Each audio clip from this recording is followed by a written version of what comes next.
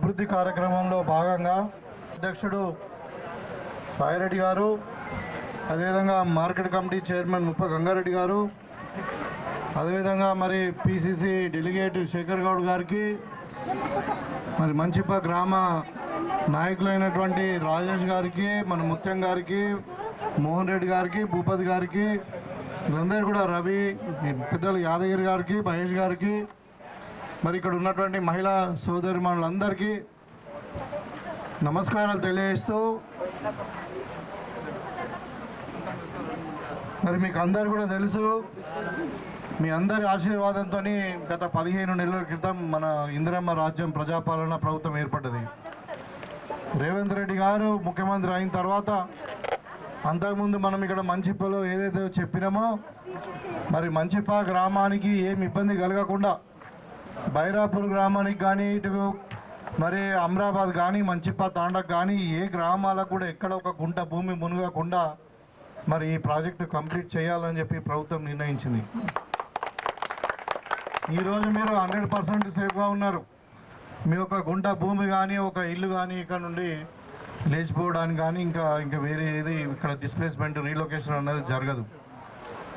అయితే ఈ ప్రాజెక్టు మాత్రము కంప్లీట్ చేయాలా, ఎందుకంటే ఈ ప్రాజెక్టు ద్వారా మనకు దగ్గర 1,20,000 ఎకరాలకు నీళ్ళు అందుతాయి. మన సిరికొండ వరకు, సిరికొండ, దర్పల్లి, ఇందల్వాయి, డిచ్పల్లి, మన మోపాల్ మండలం. తర్వాత ఇంకొకటి అక్కడ మెంటర్స్పల్లి సైడ్ ఉంది, అది మనకు డిచ్పల్లి, జక్రాన్పల్లి, తర్వాత వేల్పూర్, అవి ఒక 80,000 ఎకరాలు, 2 లక్షల ఎకరాలకు సంబంధించినటువంటి ప్రాజెక్టు. మన ముంపు ప్రాంతాన్ని మరి ఇదంతా కూడా అప్పుడు రీడిజైనింగ్ పేరు మీద మరి కమిషన్ల కొరకు చేసి ఇదంతా చేసి 10 ఏళ్ళు ఒక రైతుకు నీళ్ళు అందలేదు. 800 కోట్లు నీళ్ళు డబ్బులు వేస్తేనే కానీ మరి మంచిప్పల్లో కూడా లేని గోసైంది. ఇవాళ మీరు ప్రశాంతంగా ఉన్నారు. అయితే ఈ సందర్భంగా నేను గతంలో వచ్చినప్పుడు కూడా చెప్పడం జరిగింది, మన బైరాపూర్ వచ్చినప్పుడు కూడా, మన అమరాబాద్ వచ్చినప్పుడు కూడా చెప్పడం జరిగింది. ఇప్పుడు ఈ గ్రామంలో ఒక బ్యాంకు కావాలంటే మనం వీడీసీ భవనాన్ని కూడా మరి అక్కడ కొంచెం డబ్బులు ఇచ్చి అక్కడ వీడీసీ భవనం మీరు కూడా కొంచెం కట్టుకోండి అని చెప్పి ఇక్కడ బ్యాంకును ఇవన్నీ కూడా ఏర్పాటు చేయడం జరిగింది. గతంలో మనం ఒక మహిళా సంఘం భవనాన్ని కూడా కట్టించినాం. సో ఇంకొకటి కూడా కావాలంటున్నారు, మరి దానికి పక్కకు ఎక్స్టెన్షన్ చేసుకోమని అంటున్నాం సపరేట్ కంటే. దాన్నే పక్కకు ఇంకో రూమ్ కట్టుకుంటే ఒక దగ్గర ఉంటుందని అనుకుంటున్నాం. మరి అలా జాగ ఉంటే ఆనే కట్టుకోండి, జాగ లేకుంటే వేరేదిగా మరి 2 గ్రూపులుగా అంటే అక్కడిక్కడ ఉండాల్సి వస్తుంది. అయితే దాంతోపాటు ఇవాళ మంచిప్ప గ్రామానికి సీసీ రోడ్స్ ఒక 15 లక్షల రూపాయలు, మరి అదేవిధంగా సబ్ సెంటర్ ఒక 20 లక్షల రూపాయలు. ఇది ఎక్కడుంది సబ్ సెంటర్? మన విషయమా ముందు రైతు వేదిక దగ్గర. Construction of the CC road ఇంకొక 5 లక్షల రూపాయలు. తర్వాత సీసీ రోడ్స్, డ్రైన్స్ కలిసి 20 లక్షల రూపాయలు. అంతకుముందు మనం కమ్యూనిటీ హాల్కు ఒక 5 లక్షలు, మళ్ళా పైప్ లైన్ కొంచెం ఏదో కావాలంటే 2.5 లక్షలు. ఇవాళ మరి మన ఎస్డిఎఫ్ కానీ మన స్పెషల్ ఫండ్కి వెళ్ళి 67,50,000 రూపాయలు ఓన్లీ మంచిప్ప గ్రామానికి రావడం జరిగింది. సో ఇవాళ మళ్ళీ మీకు అందరు కూడా తెలుసు, మహిళలకే పెద్దపీట వేయాలని మరి రేవంత్ రెడ్డి గారి ప్రభుత్వము ఇందిరమ్మ రాజ్యంలో మీకు అందరు కూడా తెలుసు. ఇవాళ ఏదైనా ఆర్టీసీ బస్సు ఫ్రీ ఇవ్వడం కానీ, మరి 200 యూనిట్ల కరెంట్ ఇవ్వడమే కాకుండా 500 రూపాయల సిలిండరు.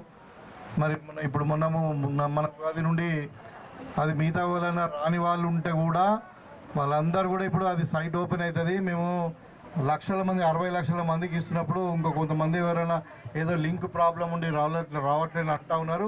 ఎక్కడైనా రాకుండా 500 రూపాయలకు సిలిండర్ ఇచ్చుడు అన్నది ఖాయం. అయితే అది లింక్ ఏదో ప్రాబ్లం ఉంది, అది కూడా రెక్టిఫై అయిపోతుంది. కానీ ఇంకా నూనె ఇవన్నీ కూడా, ఉప్పు ఇవన్నీ కూడా ఇస్తాం ఇంకా రాబోయే కాలంలో.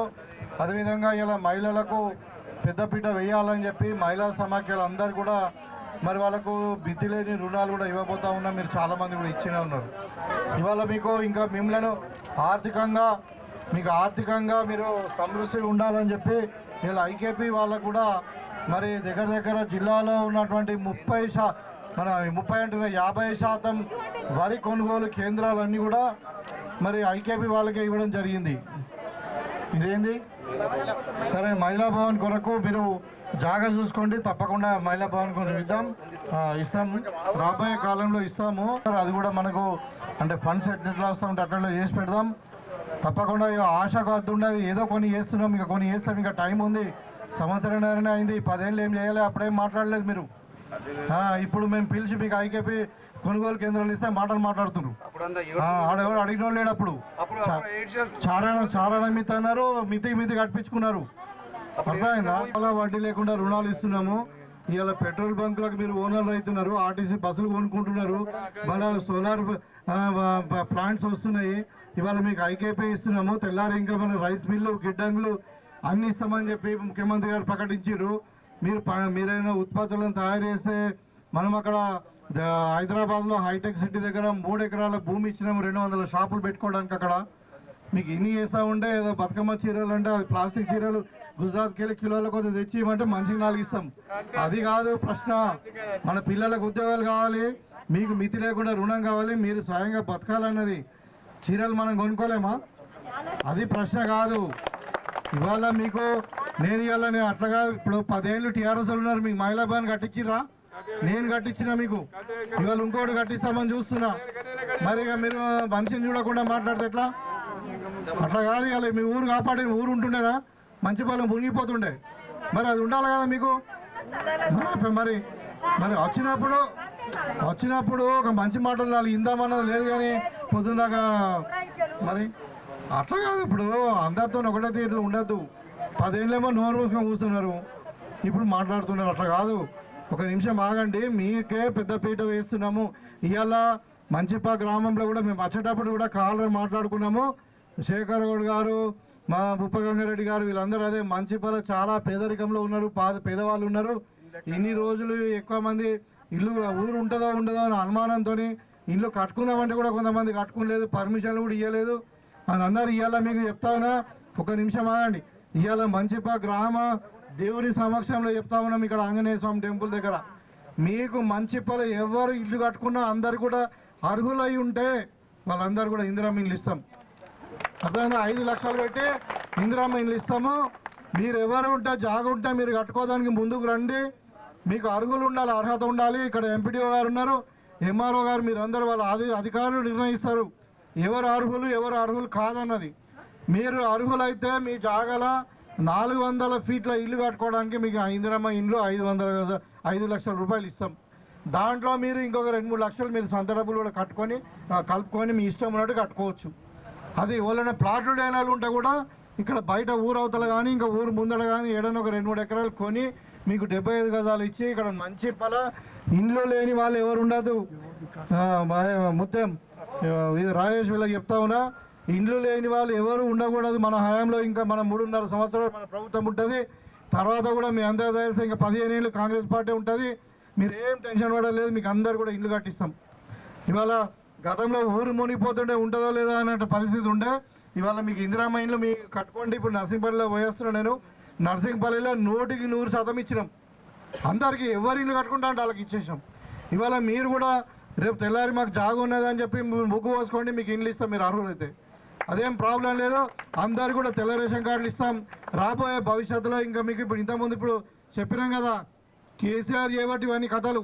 ఇప్పుడు మొత్తం తెలంగాణ అప్పు చేసిపోయిండు. తెలంగాణలో మొత్తం అప్పు చేసిపోయిండు. మనకు అప్పు ఉడతలే. ఇవాళ అప్పు ఉట్టకున్నా కానీ పైసా ఉడేసి మనం అందరం కూడా చెప్పిన మాట మీద ఉండాలనుకున్నాం. లేకుంటే మీకు అదే అప్పు లేకపోతే మీకు అన్ని ఈవెన్ పెన్షన్లు అన్నీ కూడా ఇస్తుంటివి. పెన్షన్లు కూడా ఇస్తాం, కొంచెం టైం పడుతుంది. ఎందుకంటే ఇప్పుడు ఇది ఎట్లున్నదంటే ఇప్పుడు అయ్యా బాగా అప్పు చేసిపోతాడు, తాగుపోతా అయ్యే ఉంటే ఆ కొడుకు ఎంత ఇబ్బంది ఉంటుంది. అట్లున్నది ఇప్పుడు మన కాంగ్రెస్ పార్టీ ప్రభుత్వం. అట్లా అన్నట్టు మొత్తం ఇవాళ మంచిగా మీకు సస్యశ్యామలంగా ఉంది. మంచిగా 3 పూటలు పంట పండుతున్నది. మంచిగా కష్టం చేసుకోండి. ఆ మంచిగా సన్న బియ్యం తినండి, మీరు ఇండ్లు కట్టుకోండి. గది మీకు పెన్షన్లు ఇస్తాం. భవిష్యత్తులో మీ పిల్లలకు ఉద్యోగాలు కూడా ఇస్తాం. ఇవాళ రాజీవ్ యువ వికాస్ కింద 6,000 కోట్లు పెట్టిండు. మరి ఎవరైతే పిల్లలు అనాథాలు అంటే చదువుకోని వాళ్ళు ఉన్నారో, ఉద్యోగం రాని వాళ్ళు ఉన్నారో వాళ్ళందరూ కూడా సెల్ఫ్ ఎంప్లాయ్మెంట్ కింద మీరు అప్లై చేసుకోవచ్చు.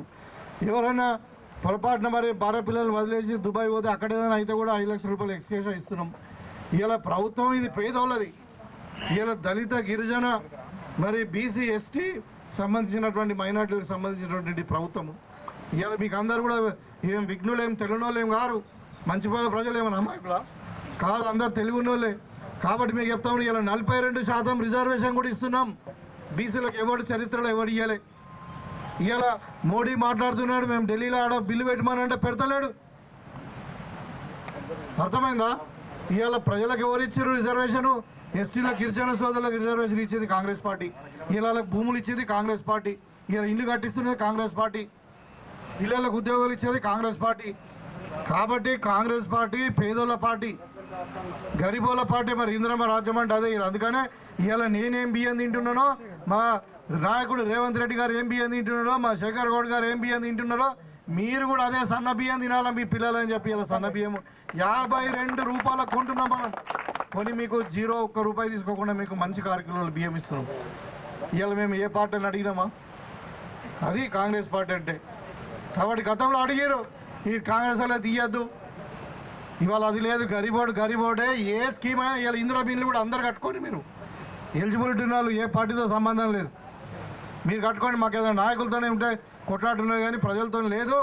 ఇవాళ ఏదో అంటే మతం పేరు మీద, కులాల పేరు మీద హిందూ ముస్లింలకు లొల్లి పెట్టి ఓట్లు అడిగే ప్రయత్నం చేస్తూ ఉన్నారు. ఈ గుజరాత్ ఈ తంబాకు భాష మీద దాంట్లో పడకూరి మీరు. అర్థమైంది? మన అందరం రామభక్తులమేనా కాదా? నేను శ్రీరామనవమి జరుపుకున్నామా లేదా?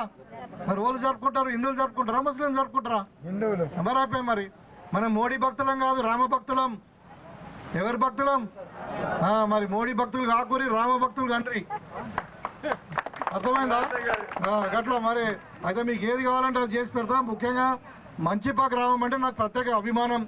మీ గ్రామం చేయటం మీద 4 కేసులని జైలుకు పోయేసేటోని ఇంకా తప్పించుకున్నా. అర్థమైందా? అది మరి మంచిపా గ్రామం మీద మేము పానం అడ్డం పెట్టి మీ గ్రామాన్ని కాపాడినాము. మీకు ఏదంటే చేసి పెడతాం. మీరు గట్టిగా నిలబడండి.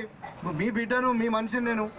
ఇలా ఎంతమంది ఉన్నారు? యాదగిరి గారు ఉన్నారు ఇక్కడ, మరి చాలామంది ఉన్నారు. అప్పుడు కొట్లాడినారు మీకు అందరికి. రాజేష్ ఇప్పటి కూడా రాజేష్ కూడా వీళ్ళందరి మీద, మీ ఉద్యమకారుల మీద అందరి మీద కూడా కేసులు ఉన్నాయి. 304 కేసులు ఉన్నాయి, మర్డర్ కేసులు. ఈశ్వర్ సింగ్ వీళ్ళందరి మీద నేను మొన్న అసెంబ్లీలో కూడా మాట్లాడినా. ఇలా మంచిపా గ్రామం మీద ఉన్న రైతుల మీద వాళ్ళు ఏమైనా క్రిమినల్సా, మర్డర్ చేసిరా, ఇంకేమైనా దొంగతనం చేసిరా, ఏం చేసిరా అని కేసులు పెట్టిరు. వాళ్ళ మీద మొత్తం వాళ్ళ రైతుల మీద కేసులు తీసేయాలా, రైతుల కేసులు మాఫ్ చేయాలని చెప్పి ఆ రోజు వీళ్ళ అసెంబ్లీలో మాట్లాడడం జరిగింది. తప్పకుండా మాఫ్ చేస్తాం కూడా. కాబట్టి ఇదే మేము పనిచేసే ప్రభుత్వం. మీ పక్షాన నేను వచ్చి ఇలా మధ్యాహ్నం 1 గంటకి ఎండల మీ దగ్గర మాట్లాడితే మీరు వెనక గుసగుసలు పెడితే కరెక్ట్ కాదు. దయచేసి మీరు వాస్తవాలు అర్థం చేసుకోండి. తర్వాత మీరు ఏది కావాలన్నా కానీ మీరు కొట్లాడి, నాతో కొట్లాడి పని తీయించుకోండి. కానీ మీరు కాంగ్రెస్కు అనుకూలంగా, మరి పనిచేస్తులకు అనుకూలంగా ఉండాలని చెప్పి కోరుకుంటాము.